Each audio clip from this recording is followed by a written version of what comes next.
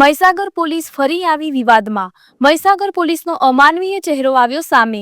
પાંડરવાડા ગામે ગામના સરપંચ પતિને એલસીબી પીએસઆઈ દ્વારા લાફો મારી અપશબ્દો બોલવા બાબતે ગ્રામજનો દ્વારા મુખ્ય માર્ગ કરાયો બંધ। ગ્રામજનો રસ્તા પર બેસી બાઇકો ગાડીઓની આડાશ કરી બાબલિયા રાજસ્થાનને જોડતો રસ્તો કર્યો બંધ।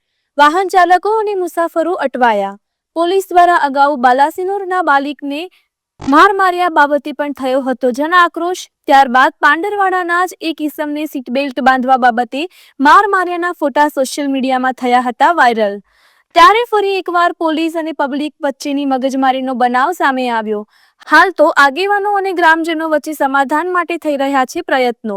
જો કે ભોગ બનનાર સરપંચ પતિ શૈલેષ ડામોર પોતાની વાત પર અડગ। રસ્તા વચ્ચે બેસી ધરણા કરી રહ્યા છે અને તેઓની માંગ છે કે જ્યાં સુધી પીએસઆઈ મકવાણા આવીને જાહેરમાં માફી નહીં માંગે ત્યાં સુધી આંદોલન ચાલુ રહેશે। રિપોર્ટર જગદીશ પ્રજાપતિ, અરવલ્લી। મારું નામ ડામોર અનિતાબેન શૈલેષભાઈ છે। હું હાલમાં સરપંચ છું, પાંડરવાડા ગ્રુપ ગ્રામ પંચાયતને રહેવાથી સરપંચ છું। મારા પતિ છોકરાની ખરીદી કરવા માટે પાંડરવાડા આવ્યા હતા। તે ગાડી સાઈડમાં જ હતી તો પણ બે ચાર વખત સોરણ મારી નીચે આવ્યા, પણ તે પોલીસ સાહેબ છે એમને મારા પતિને લાફો માર્યો અને ઘા દીધી।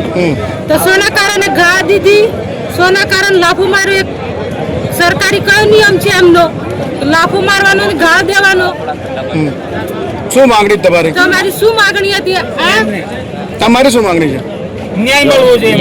મારા પતિને લાફોટ મારી અને ગાળ બધી અને ન્યાય જોઈએ અને આ આંદોલન 4 દિવસ કે 5 દિવસ 10 દિવસ છે ત્યાં સુધી હું છોડું નહીં અને આનો જવાબ જોઈએ અને મારા પતિને માફી તો માંગવી જ પડશે।